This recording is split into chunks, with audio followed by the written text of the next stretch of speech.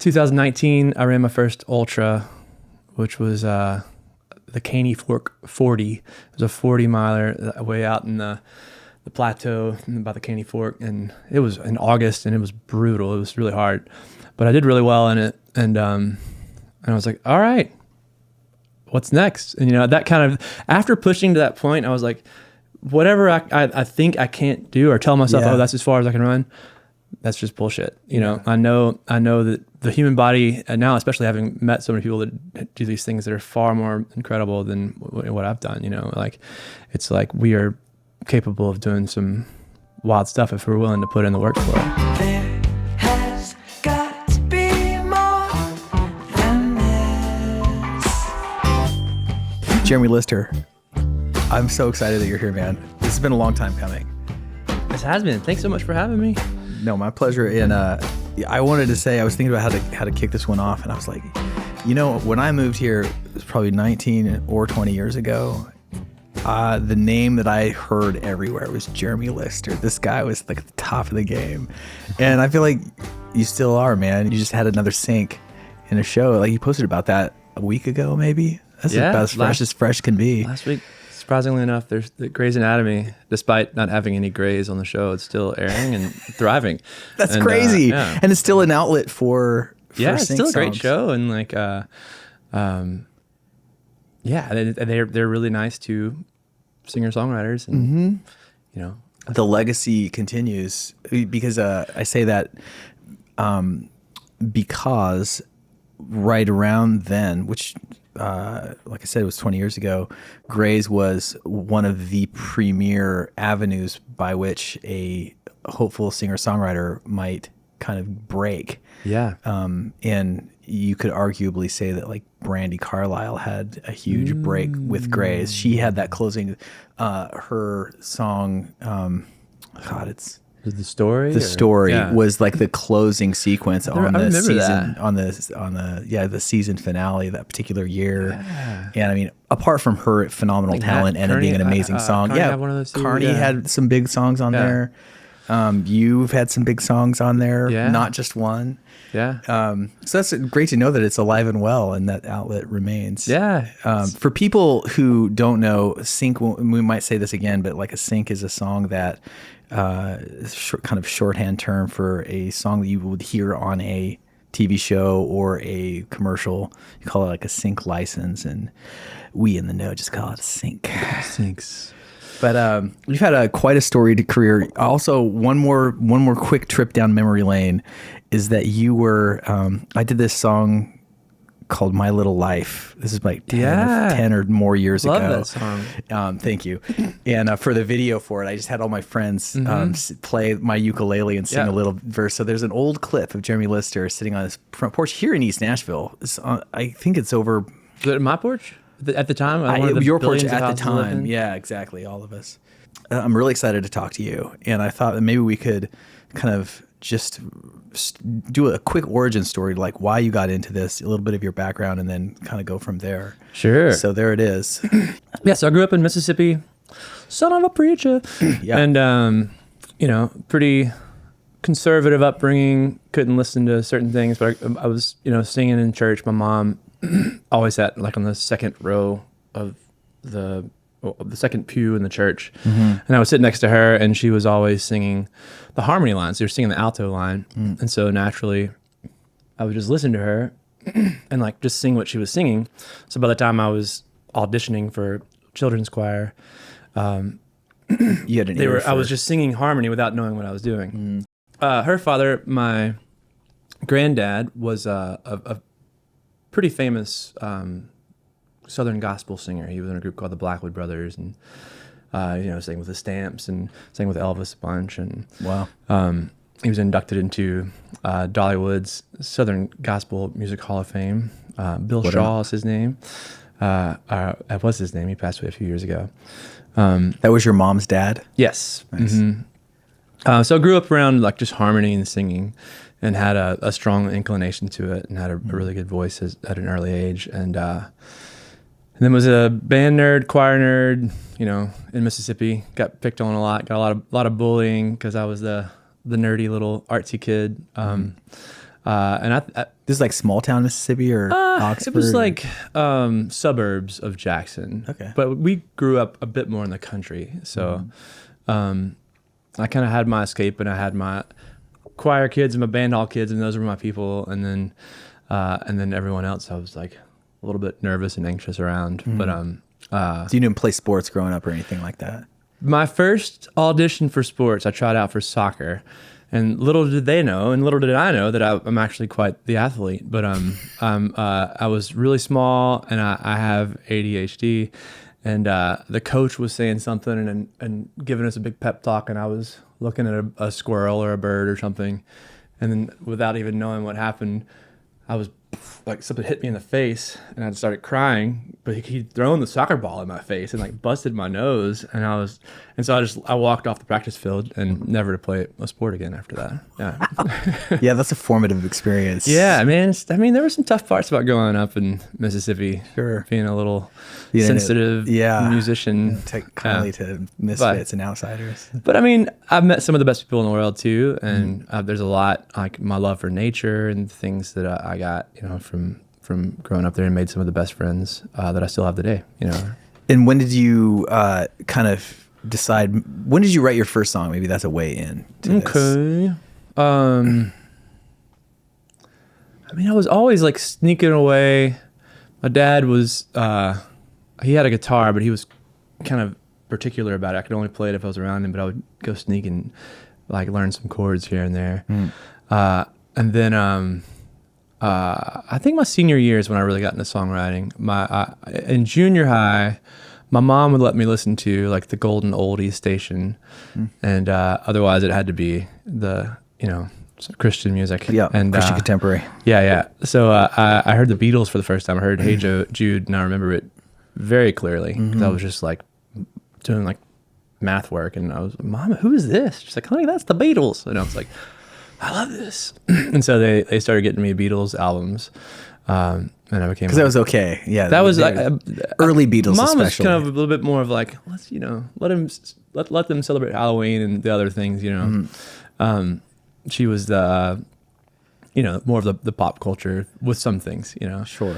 And they both have softened up in some ways. As time does. Parents do. But and I love them so much. Yeah, the Beatles, and then I got really into Jeff Buckley. He was a friend of mine in my senior year. And to answer your question, my senior year of high school, around 17 years old, I started writing songs. And a friend of mine who had graduated the year before was at Vanderbilt. He came back home for the Christmas holidays and played me this album called Grace. And I was like, what is this guy? I relate to this voice so much. Like I can sing high like that, and I love all the craziness of the music. And so then I started learning all the Buckley songs on guitar, and then we found out he was playing in Memphis doing this residency for his new album. So we would essentially sneak out on Monday nights and go to this club called Barristers in Memphis to go watch Jeff Buckley play. Amazing, dude. And this is like mid 90s. 97. Yeah. This is the year I graduated, and then we were going to go see him the next Monday, and got word that he's missing in the Mississippi River.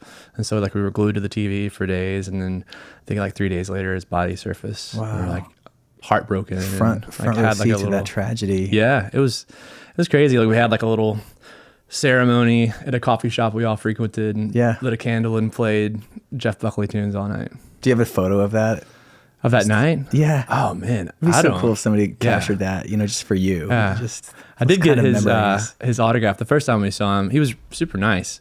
Kind of out there. I think it's still up for debate if he was maybe on some different things. Who knows? But he was incredibly nice and generous with his time. And he was playing in front of like 20 people at this little dive bar in Memphis. But he would come play pool with us afterwards, and he gave me his autograph. He's like, Jeff Buckley, love Jeff Buckley, love Jeff Buckley. I've got that somewhere in an attic, but yeah. Awesome. So obviously music, important part of your childhood and adolescence. And then, there's a lot of kids that are talented in their small towns and don't try to make a go of it, much less make a move to Nashville. I realize that in your case, your proximity made it less of a crazy ass leap of faith, but still, like moving to this center of the musical world is formidable. And what made you decide that you might want to try your luck? Well, right out of high school, I had a full ride to this small 2-year school outside of Jackson, and started going there, and dropped out about 6 weeks in to join a rock and roll band, and we were called Geronimo Rex after a Barry Hannah novel. And we were very big fish in the small town. We would sell out the 500 people at Howlin' Mouse in Jackson, and got a big loan, and we're going to make the big time. And then it sort of ran its course. And so at this point I was probably 21 or 22, and we'd done a lot of regional touring and things like that. And, I decided, I'm going to move to New York. I'm going to follow the footsteps of some of my heroes and move to New York. But the first step in that was to move to Nashville. I had some connections here, and I was like, I'm going to go maybe see if, maybe 6 months or a year, move to Nashville, make a little community there, so I've got a place to come back and tour, and then move to Nashville, and it just worked out really well. How did it work? What was an early break that made it? Yeah, so 3 days in, I came to town. Nilsson Hubbard produced this, my first EP. He's also from where I grew up. And so before he moved here, we worked together and made this 6-song EP called Shooting Star. And came to town, and 3 days in town, I went to a writer's night called 12 off 12. It was 12th and Porter, the old school. And Daniel Tashin was the host, the MC for the night. And so local legend. Yeah, totally. And Nilsson said, go give this guy Daniel your CD and tell him I sent you, and maybe he'll put you on. And I walked up, and Daniel was talking with the cool kids, and he's like, oh yeah, kid, I'll put you on. Just you'll play tonight. And I was like, okay, cool. And so a few acts played, and then I walked up to him, and I was like, when am I going on? He's like, how about now? I was like, okay. And I was super nervous because the bars and places I played, had their TVs were on, people were watching football, and they were definitely fans, but it was just a different atmosphere, kind of a rowdier crowd. And so you couldn't hear a pin drop, and it was just me playing. And I got this incredible response after I played 2 songs, and I was like, man, that felt really good. And then I met a guy who ended up helping me form my first band, and then I was bartending at this place called Amerigo, and some of those people were there, which got me my first agent at CAA. And then another friend who saw me got me a meeting with a very big entertainment attorney, which Kent Marcus, and he took me on. And then within the first 2 years, I was getting shopped around to Capitol and Warner Brothers and Electric and Atlantic and the whole thing. And I was like, this is crazy. Yeah. I mean, it's also a testament to this town, in contrast perhaps to LA and New York, that can be judged, maybe more LA. I'll just shit on LA for a second. So maybe a little bit visual or gimmicky, or kind of got a shtick that kind of stands out. It's like you can go a long way. Whereas here in Nashville, I do feel like it's a content town, and it's really a talent-driven town to this day. And it's a testament both to your talent and to the discernment of our community that your rise was sort of predicated on a live performance, a vocal delivery, and then people that know what's up saying like, hey, you got to hear this guy. Hey, you got to hear this guy. So, well played, my friend. Thank you. Just a really quick story so there's a couple we were talking about this, some joints. Well, we just mentioned the 12th and Porter, which is not really here anymore. And it's been such a staple part of the Nashville scene for 2 decades and longer. And before I had moved here, the first time I ever came, it was like 2004 probably, or 3 or 2. I've come for some kind of conference, and I had a buddy of mine. We'd put out this record that was just like guitar and dobro, and a really talented guy named Mike Rigoni, shout out. And I can't remember anything about the conference except there was one night when this band called The Bees played, which was one of Tashin's projects. And the first thing that I took note of was like, wow, these guys, the audacity of these guys, just like, they're just sitting on their chairs on stage playing, like we sit, we don't like stand up. Mm-hmm. I thought it was badass. And, but they were great because it's this guy, it was a great performance, and I was inspired, as I sometimes am when I see something amazing. And I just remember like Tashin going up, like there's a little staircase back there, and I just had to meet him really quick. And I just like turned around. I was like, hey, that was really, really great. And he was nice, and this goes so far. No way he would remember this. But to me at the time, I was just like, this guy that I admired, I could recognize as a fixture in town. He was nice and approachable. And he even stopped and he was like, cool, man. Hey, and he fished out a Bees CD, and I took the thing home and wore it out when I was back in Seattle. Yeah. And it's part of the reason why I moved here, because my impression of Nashville prior to that was like, it's a country town. Yeah. I didn't care about country music. I didn't understand it. And I met this guy there that was not country, and it was the kind of music that I liked. And I was like, there's maybe a place for me here. Yeah, that's the exact same thing that kept me here. A friend of mine that moved me to Nashville played me David Mead, The Luxury of Time. Yeah. And I was like, this guy's from Nashville? I was like, this is insane. And I just loved that album. And then I got to meet him, and Tashin with the Bees, also known later as the Silver Seas. Yep. And they became like my favorite Nashville band. And Josh Rouse and all these people, I was just like, man, there's this amazing scene that's not country that's happening right now. And those people have, gone on to do some, like, I mean, Tashin, was Casey record of the year. Yeah, totally. Insane. Amazing. We agree. We found our way. And it's funny. I noticed that a lot of the guests on this show seem to come from this sort of crop and the next generation. Mm-hmm. And it is interesting, and maybe doesn't merit too much analysis, because you can't really know why you gravitate toward one tribe and not the other. You can maybe speculate as to some reasons, but it is like, what is it in this music that I'm going to include myself in your camp for a second, humor me this. What is it about this music that we play that is the way it is and not the way, say, country is? And one of those things is, I feel like, a little bit of a joy in the naive approach to lyric writing or songwriting in general. I feel like there's some really talented row writers, and this is no discredit to them because I have much respect for anything that can hit the human heart. Amazing feat. But there's something in the row writing that is aimed and calculated, and it's not to say that what we do isn't, but it's somehow less so. I'm terrible at country writing. When I first moved to town, I would just say yes to any opportunity, and I tried to write with country people and do it that way. And it was just like, if my heart wasn't in it, I just didn't care. I just could not do it.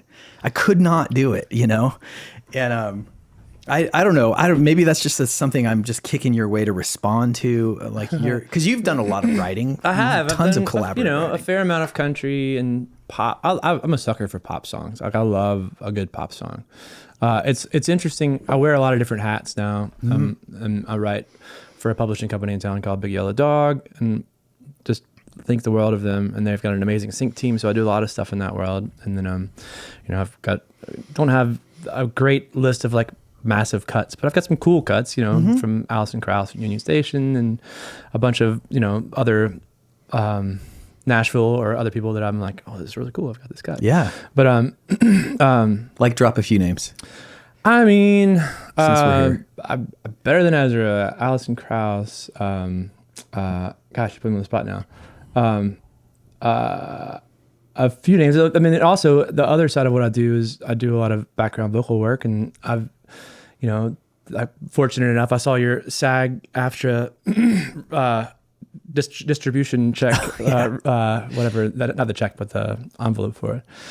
And so I got a call from Kevin Kadish. She's like, hey, you want to come sing backgrounds for this artist, Megan Trainor. She's pretty awesome. I think, All about that your voice would be bass. great. Yeah. So I got to sing on her first album, and then like 2 years later, opened a check, and I was like, what? I get paid like a lot of money on the back end of this stuff too. And so that's been fun. And lately I've been doing some really amazing stuff. I've been singing with Eric Church, and been singing with Post Malone, and getting to do a bunch of fun things. Like and, live? Yeah. I mean, you were just at live Coachella. This is like 2 weeks ago you were at Coachella, Yeah, right? yeah. And I've got some other things that are coming up I'm really excited Oh, about. yeah. But yeah, that's been, I mean, it's really cool, because like we're going Tarantino style. I'm bouncing forward, but like It's great. I am very happy to take more of a side or backseat role these days. I have my artist things, and I have songs that really move me that I love putting out, and I've got a lot of things I put out with the sync world.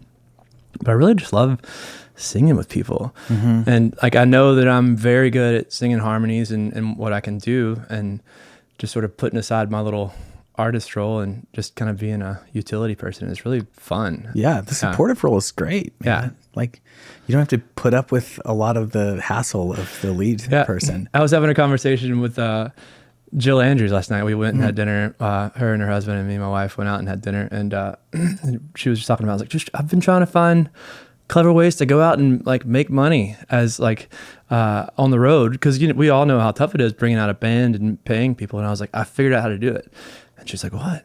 And I was like, be a side guy. Don't be the artist. Yeah, and you can make money. Yeah, it's so ironic. On that note, I just read an article that came out in the Guardian like 2 weeks ago about it decrying how not only how little money there is to make on the road, but how bands that you would think are quote unquote successful bands, big records, best of the year lists, are still losing money on the road.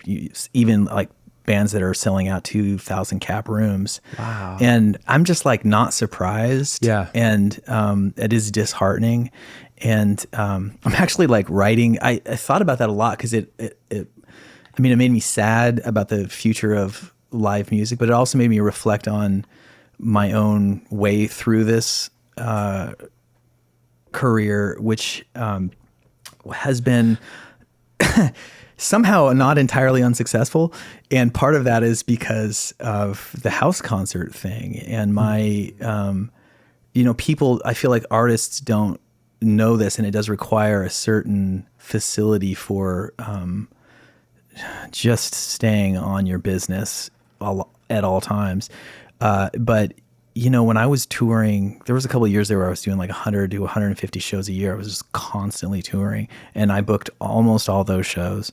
And maybe there were small clubs and an occasional festival, but a lot of them were house concerts. And the pattern that emerged would be like, I would go and play Space in Chicago and lose money, and go and lose money in Milwaukee, and then I would make $2,000 on Thursday and Friday, and small markets playing house shows.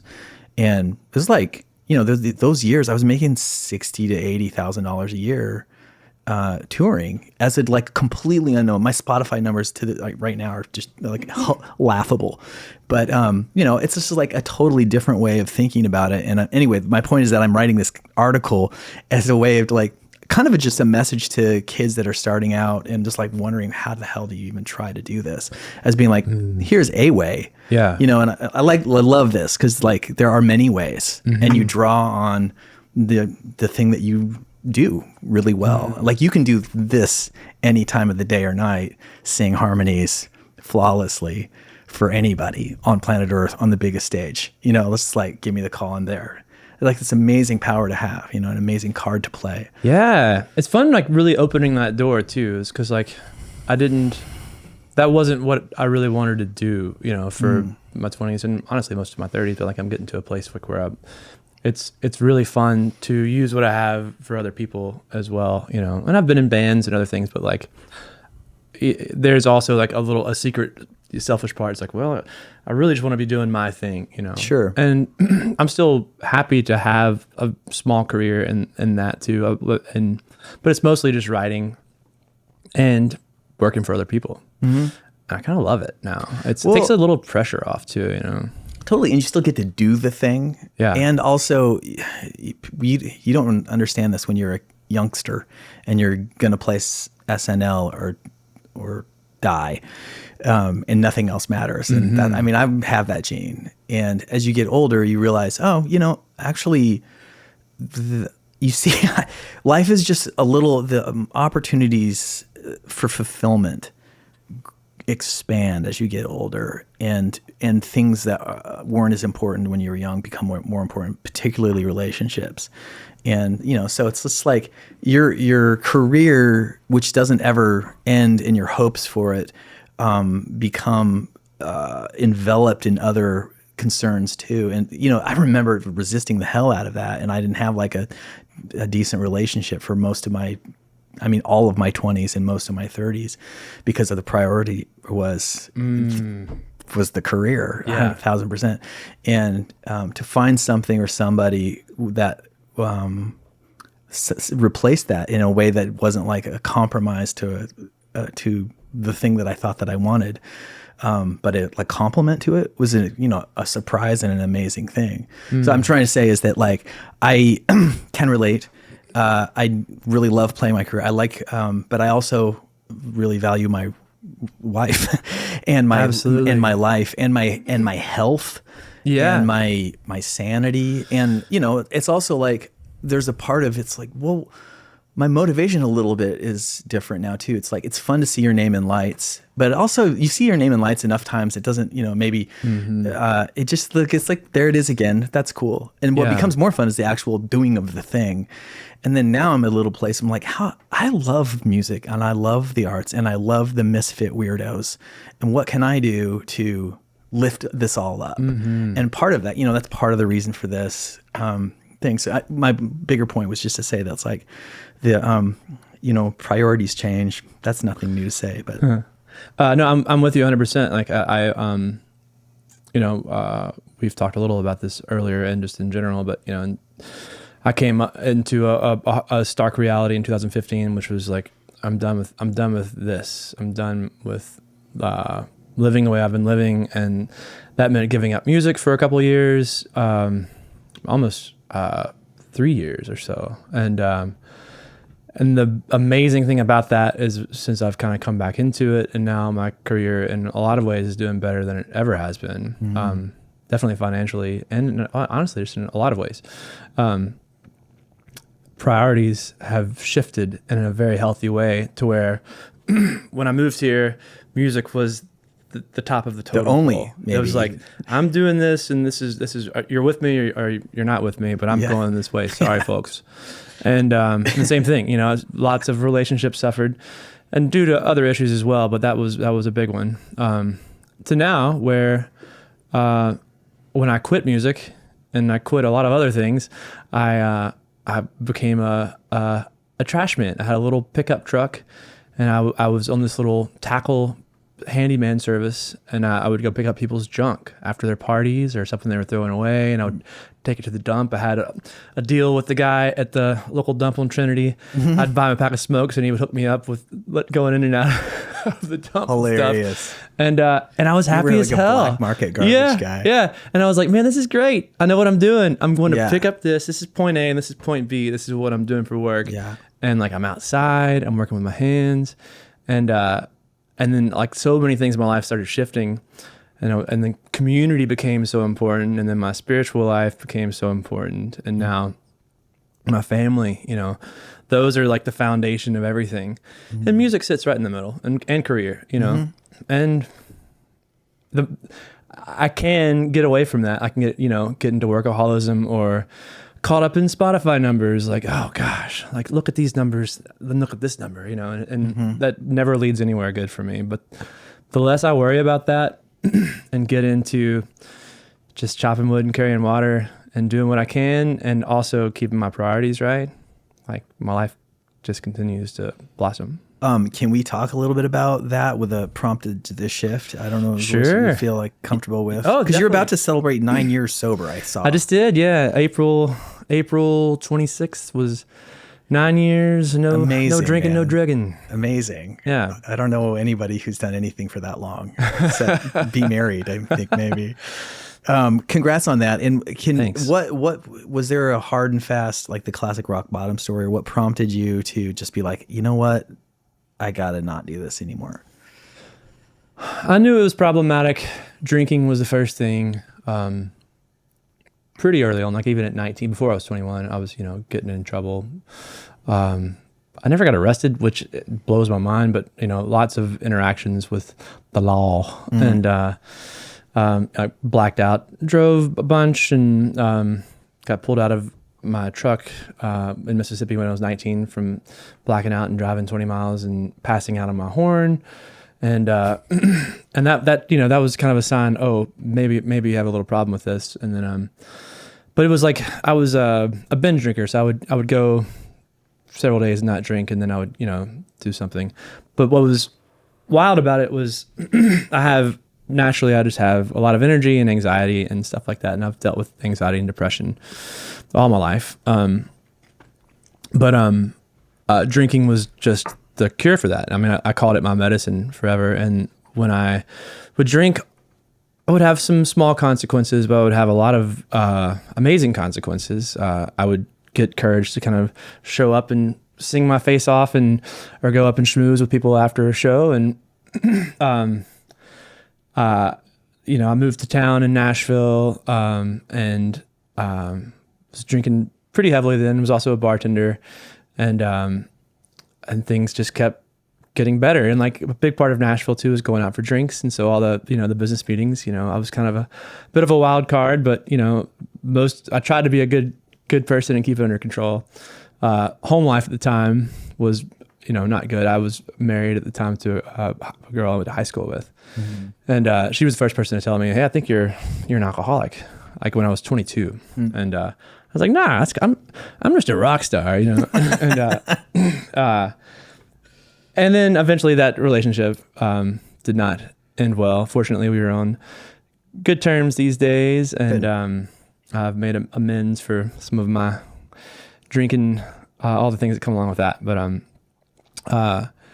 so after that happened, and I'd also had to deal with Warner Brothers and put out things, and then that was kind of coming to an end, and I was really starting to drink a lot now. Mm-hmm. And also incorporating like benzos to help me sleep and with nervous system, or I would stop drinking and then I would just find someone that had opiates, like pain pills and stuff like that. And then I realized, oh, these work well with drinking. And so I was doing that, and just kind of looked up at one point and was like, wow, I'm on a lot of stuff, and like I'm having to take all these things to sort of cope and survive. And then this opportunity comes up for me to be on this TV show called The Sing Off, which was an a cappella based reality show that was on NBC. Ben Folds was a judge, and Nick Lachey was like the host. And me and my brother and these two brothers I went to high school with, and a couple other friends auditioned. And for our audition, we showed up one morning, and all of us were sober at the time. It was like 8 a.m. And we sang and did our bit, and they were like, you guys sound incredible. Like the sibling harmonies are amazing, but you got to loosen up. Y'all look horrible for TV. And so we got smashed, and they came back, and I had a bottle of whiskey in my back pocket. I think Fireball. Ugh. And poured everyone shots.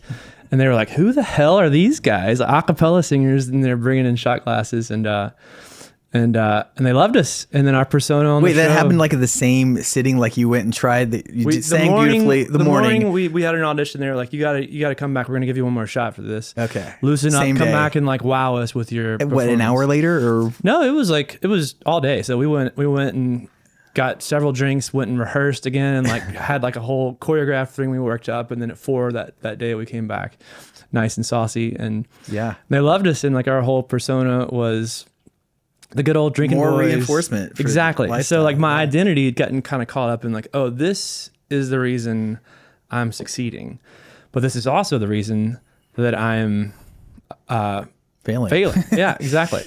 And so that was 2010, and then I had another 5 years of going real hard, and just to the point where I was, it was awful. Like, the place, you're like, how did I end up here? But like, I was drinking a bottle of vodka a day, and getting into fights, which is not my personality. And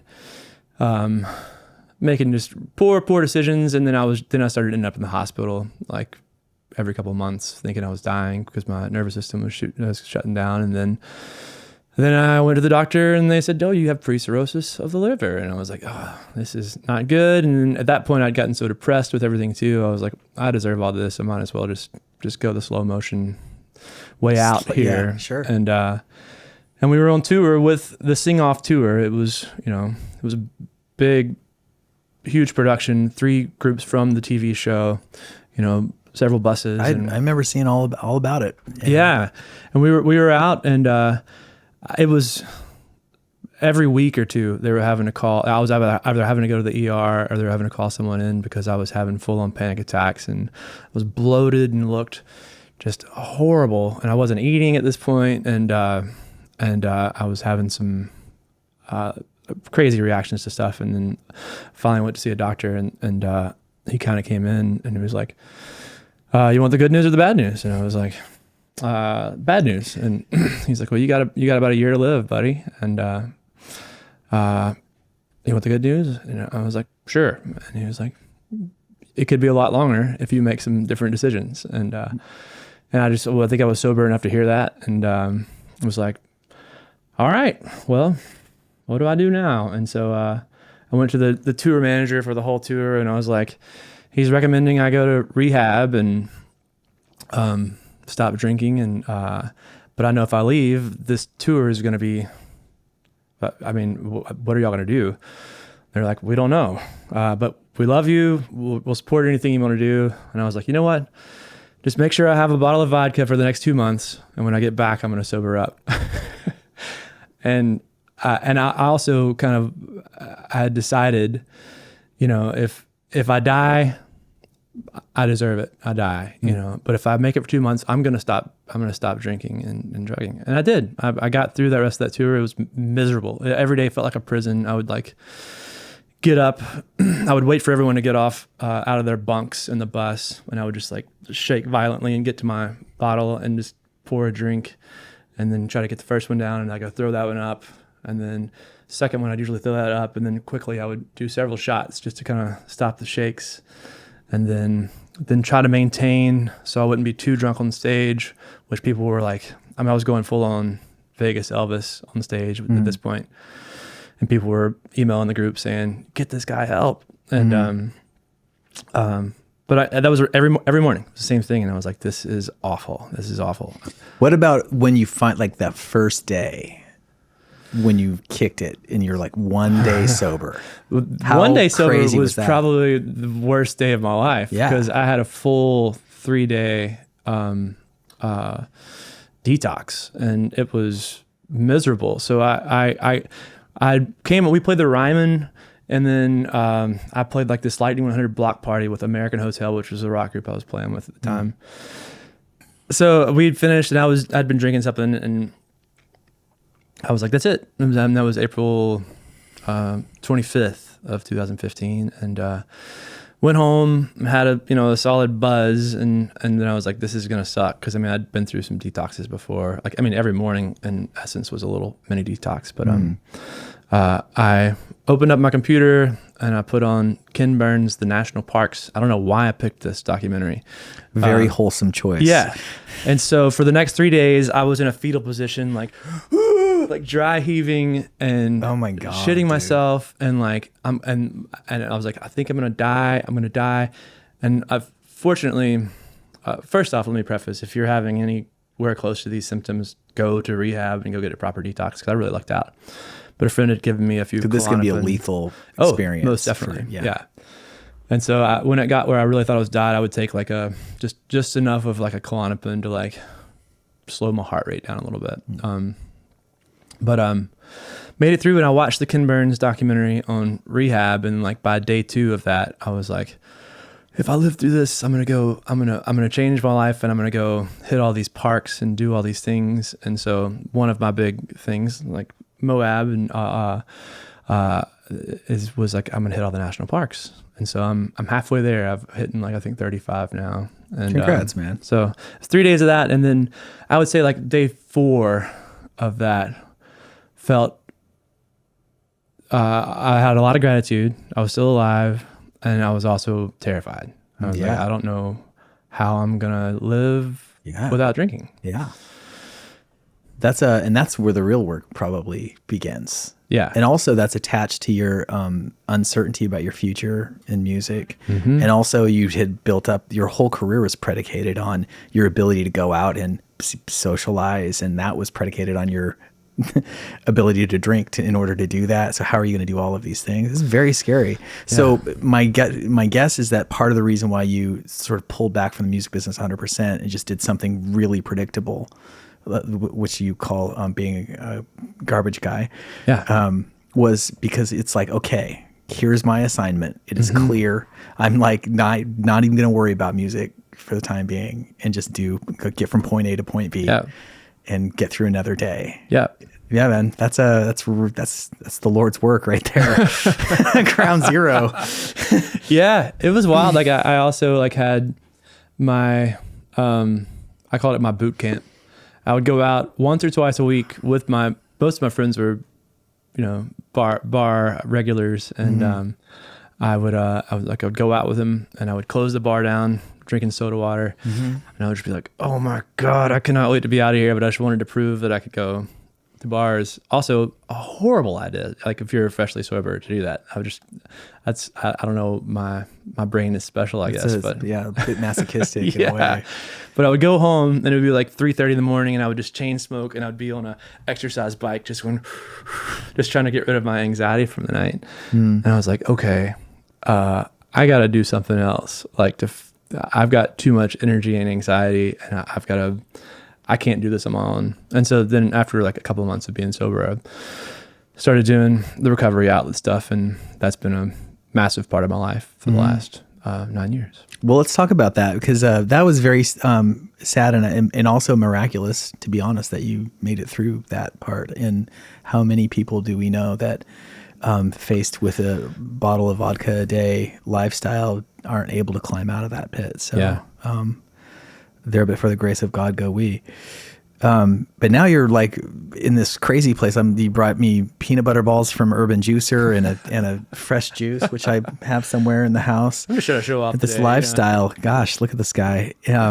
When I saw you a couple of years ago, you were thick in your ultramarathon phase. Yeah. So let's just talk about that, man, because that's I was saying earlier in the kitchen, I got a little bit of a fitness gene in me, which is part of the reason why I don't tour as much, because I like to be healthy. It's hard to do that when you're on the road. Almost impossible. You can kind of maybe squeeze in a mile or two or something. Yeah. But what was it that turned you on to running? We talked briefly about this earlier, but so I was a pack-a-day smoker since I was a teenager, and I'd taken some time off here and there, but I was a pretty heavy smoker when I quit drinking too. And because of all the nights of passing out and not taking care of my teeth, Music Cares had a thing where you could go see a dentist and get a lot of. They helped me get essentially some new teeth where my teeth had rotted out, and so they pulled several of my teeth, and they're like, okay, you can't smoke. And this was September. So this was like 5 or 6 months after I'd quit drinking. And like you can't smoke or you could risk getting sepsis and, die. So I was like, fuck it. I'm quitting smoking too. And so every time I wanted a cigarette, I would go out my front door and just run as violently hard as I possibly could and just run away the anxiousness and the desire to smoke. And it worked. And I was like, I would just run until I wanted to fall down, and I'm like, oh, okay, I don't want to smoke anymore. And then,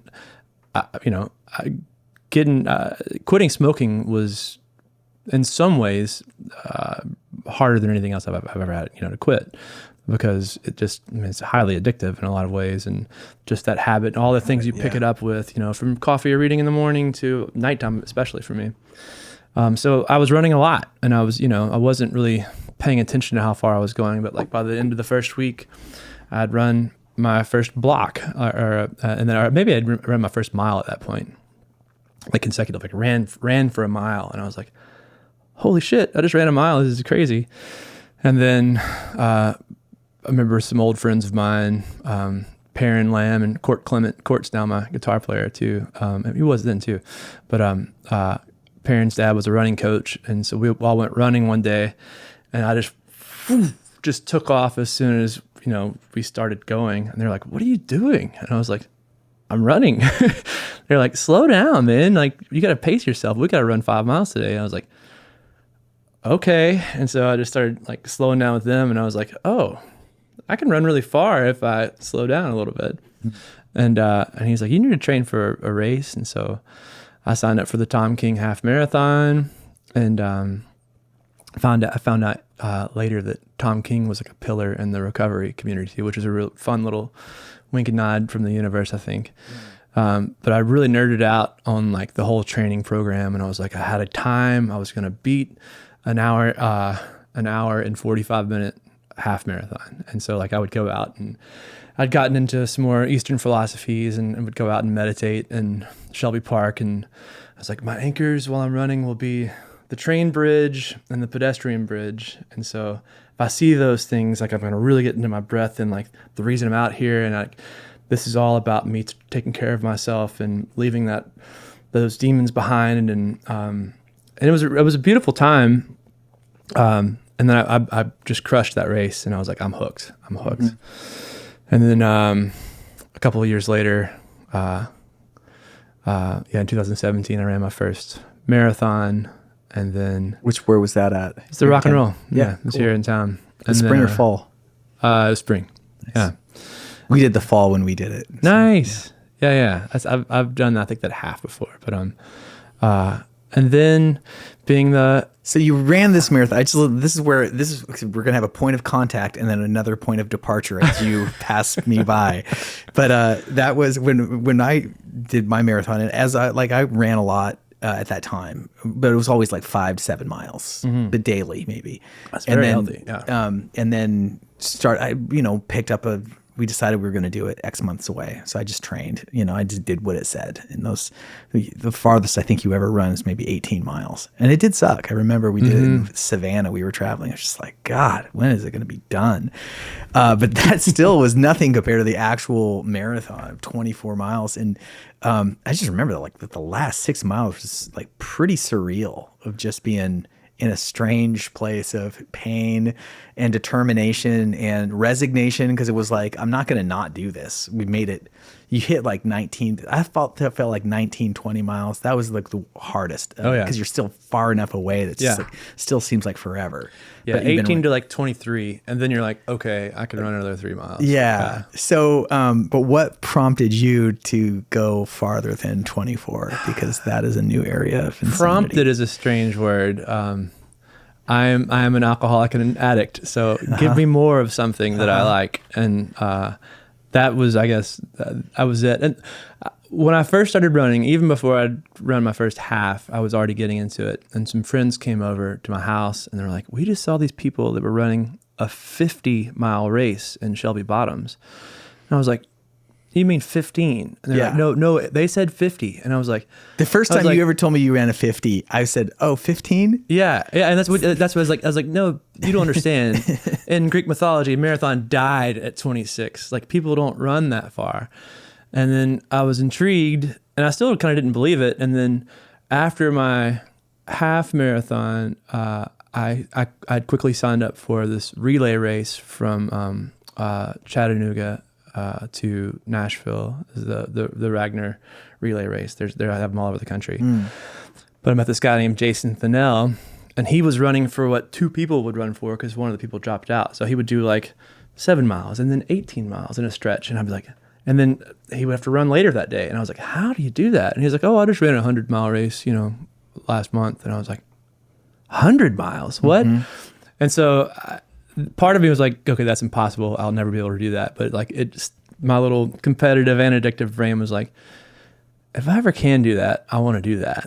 And so, yeah, in 2019, I ran my first ultra, which was the Caney Fork 40. It was a 40-miler way out in the the plateau by the Caney Fork, and it was in August, and it was brutal. It was really hard, but I did really well in it, and I was like, all right, what's next? And that kind of, after pushing to that point, I was like, whatever I think I can't do, or tell myself, oh, that's as far as I can run, that's just bullshit. I know that the human body, and now especially having met so many people that do these things that are far more incredible than what I've done, like, it's like we are capable of doing some wild stuff if we're willing to put in the work for it. Yeah. But then COVID came, and I was freaked out like everyone else, and everyone was in lockdown. And so every Thursday, when was lockdown? When did that start? 2020. No, like what month? March. Oh yeah, that makes sense.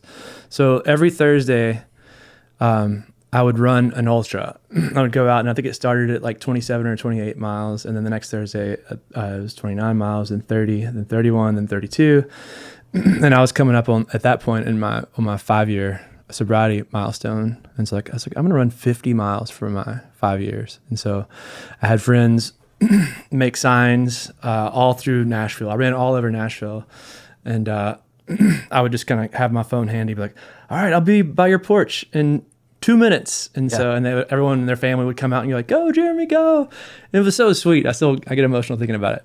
But that's so sweet. But I ran 50 miles, and I was like, I just ran 50 miles, and I did it in a fairly impressive amount of time. It was like in 10 hours and something like that. And then, It's 10 hours of solid running. Yeah, that is impressive, my man. And then I was like, okay, what's next? And now I've done a couple hundreds, and I did my fastest 100 last year. I wanted to beat a 24-hour race, and so I did the Beast of Burden 100 in New York in 23 hours and 19 minutes. Do you run for 23 hours? Yeah, straight. Yeah. So there's like a sleep deprivation. The clock never component stops. to it. So that's the whole point. You just have to, if you have to use the bathroom or rest for a second or eat, your time slows down. It's like a pit stop part. Yeah. Amazing. I want to take this back to, as impressive as that truly is, back to music and art, but not before saying this, which is that you've seen the Barkley Marathons documentary. Yeah. This last year was amazing because the first woman finished, and she finished. Her story is just incredible, and watching. I don't know if you know anything about that, but I've only the documentary. Yeah. Have you seen the documentary? Yeah. Everyone should watch the Barkley Marathons. I think it's the Barkley Marathon. I don't know what it's available. You can go find it. It's wonderfully entertaining, and it's also the race takes place in Eastern Tennessee. Mm-hmm. And so, what were you just? This last year, this woman from the UK. I believe she's a dentist. Total badass. Like the course is meant for failure. Most it's insane. Many years, no one finishes because not only it's an 80-mile race, and you're running like over mountains. Yeah, and like the total elevation is like Everest twice. I think it's bonkers, and you're not on trails. I don't know if anyone's ever tried to run up a mountainside with not being on trail, how you slip and fall, and the straw and the leaves and limbs. It's 80 miles so of that crazy. is just incredibly punishing. Yeah. So it's this year they had 4 or 5 finishers, which is amazing. But it was the first woman to ever finish this year, and she came in with only 90 seconds to spare in this 60-hour race. So it was really fun watching it. 60 hours. Yeah. It's so crazy. Is Barkley still around? That's this last year. Okay, so he's still here. One of the funny, he's also a little sadistic, and he's also an early marathoner. That's kind of where, I don't know if you. Oh, the guy who puts it on. The guy who puts it on. Yeah. But I just remember the race starts with him smoking a cigarette. That's the signal. That's the go. Yeah, he's an old crazy. He's a crazy taking guy. too much acid. Yeah. Yeah, he's a wild Tennessee. character. Yeah. Amazing. Okay, so back to the music side of things. You're in a place in your life where perhaps music has found its place among all of the other things in your life that are important to you, and so you're still writing on the regular. Mm-hmm. And do you tend to write toward a title? Is it an assignment? Is it to a prompt? Do you just whatever, when we were young, we would sit there and write a song about our soon to be ex-girlfriend or something in our bedrooms late at night. But now we're grown men, and with competing priorities. So, what drives you? Well, this is interesting. Like, I feel like when I was signed in my early 20s, and I wrote a ton, but they never knew what to do with me. Like they're like, is he like pop? Is he like rock? Is he singer-songwriter? Is he like this folk singer? Like, didn't know what to do. And that was kind of my Achilles heel. And I think now it is a huge asset for me. I didn't have a story. Like now I have a big story, and I can write from a lot of different experience. And I think that kind of sucks for a lot of young artists. Like people put like 19, 20-year-olds that get these big deals that they don't know what to write about because they're still so fresh in life. Maybe they do have a story. I had somewhat of a story, but like nothing like the experience I have now, you know? And so I'll take periods or pieces of my life and like kind of get into that mindset and write on that. Like my newest project with a lot of the new songs I'm going to be putting out either as singles and maybe, which might be an album, it sort of focuses on a lot of a period where I didn't write about as much. And it was like kind of the darker periods of my life, which I feel like I'm giving its service for me to myself to go back and almost give that some love, like some therapy, music therapy, to go back and write from those really hard times and talk about, like feeling like dirt and like wanting this hope. Like one of the songs I sing is called Dirt, which I like a lot, but there's hopefulness into it, but it's just kind of a darker side of things. And then, wait, before you go any farther, that's a great setup. Yeah. For the song that we're going to play right now here live in the studio. Yeah. So let's maybe take a shot of this dirt. Yeah. Cool. 1, 2, 3, 4.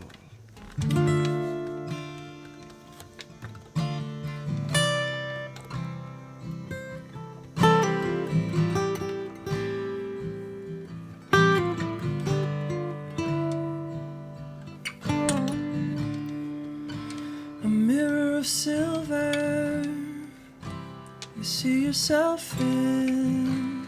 There's nothing familiar, from eyes to your skin. Who's in this body? A hostage of time. A sod in the lobby. It's waiting in line. Keep telling yourself it's gonna get better.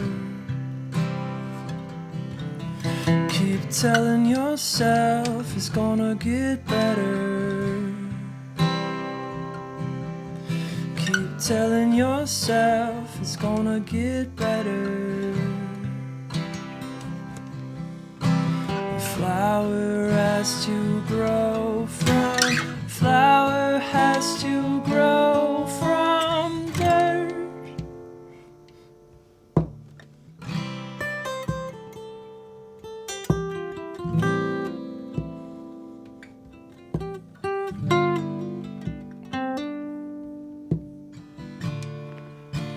Your head and your heartbeat playing tug of war.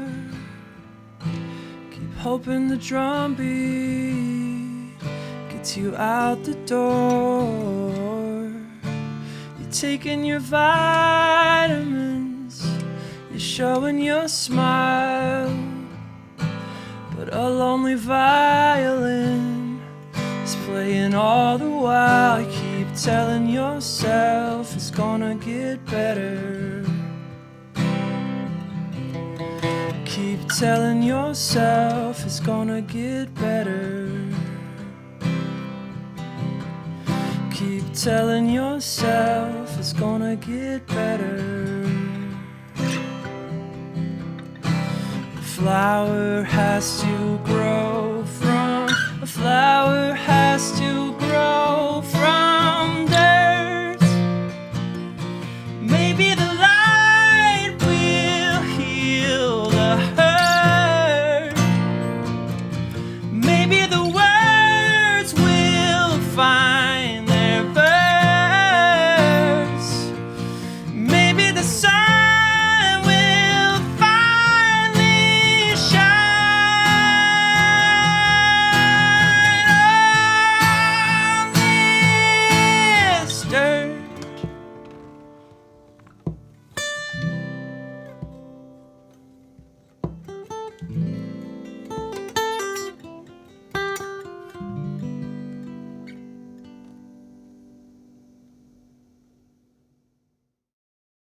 Man, that was wonderful. Thanks, man. Thanks for Yeah. Thanks for it's just great to play with you. And yeah, I mean, I could talk forever. Yeah, with about so many different things. We didn't even talk about hot sauce. I gotta get, because I saw in your fridge you didn't have any of our hot sauce. You know I make hot sauce, right? Yeah, I did that. I did know that, and I don't have any, and I'll now look my it up. feelings are hurt. Yeah. Well, no, you'll have some by the end of the hour. So, Whoa. yeah. Okay. You drive around with a trunk load full of hot sauce. Is that what you're saying? Absolutely. Yeah. Don't leave home without it. Well, what's next? What are you excited about that's coming up? The potential record. You've used that word, I think, potential. Working on, I've got just so many songs that I'm really happy about. Some are co-writes, but a lot of them are songs that I kind of wrote on my own. That, you know, like this whole thing has a certain mood and feeling I want to put out. And then, all the sync stuff. I mean, it's what's fun now is like I do have a ton of gratitude. Actually, every night before I go to sleep, I write down 5 things I'm grateful for. I like have this little email thread of friends that we all do it, and so like it doesn't feel cheesy for me to write like a really inspirational song, and a lot of times those actually coincide and work out really well for the sync world, and gotten some great commercials and stuff for me. Because sync they love those positive songs. Yeah, and like when it feels like something real, and genuine to me, great. like I'm like, I don't care if this feels cheesy to someone else. It means something to me, you know. Earlier you mentioned you getting into some Eastern philosophy, like particularly when you were trying to like figure out what's next in your life beyond booze. Has that assumed kind of a formal aspect, or is it your own thing, or can you speak to that? Yeah, totally. I'd say it's kind of my own thing. I don't claim to like take on the role as I am a Buddhist or I'm a Taoist, but I practice a lot of those philosophies. Big Any particular texts? Thich Nhat Hanh was kind of for me and my wife was our teacher, and we'll go out there. He has I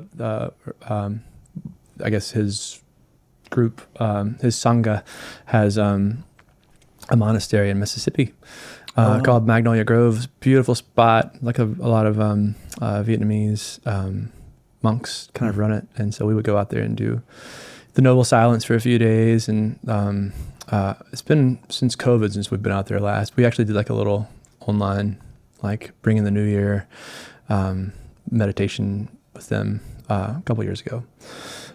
So yeah, meditation is a part of my life, and I've gotten more daily. Would you say, or it's not a test? There have been periods where it was absolutely daily.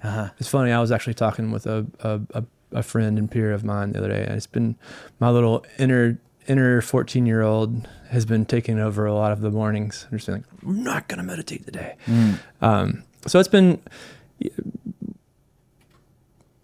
most days, I'd say, or some days of the week I am meditating, but that's a challenge for me right now. Something I'm trying to work on. But a lot of it's kind of been outlook, and I've been exploring a little bit more of Taoism and like not fighting against the current, and trying. My little mantra has been, "What do I know?" And like there's absolutely nothing wrong with me having a goal and going for it, but if it's not happening, stop trying to fight making it happen and just move along to the next thing or see what's happening naturally. And the more I've been doing that, the more doors have opened for me in this season of life, at least.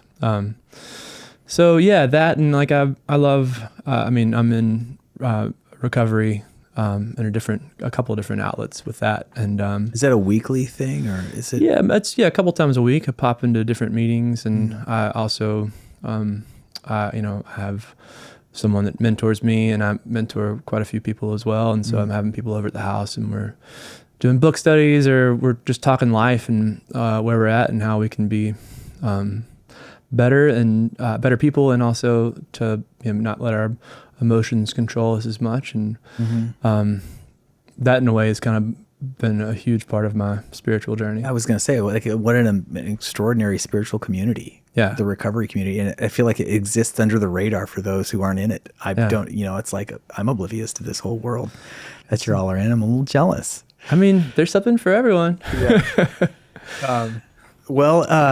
we've covered some great territory, and also I think that we're just gonna have to have you back again soon so we can talk more. Would love it. Because it's just I've always admired you, your music and your talent and your friendliness and your sincerity, and I feel like we got a taste of all of that today, and I just love you, brother. Love you too, my friend. Thank you.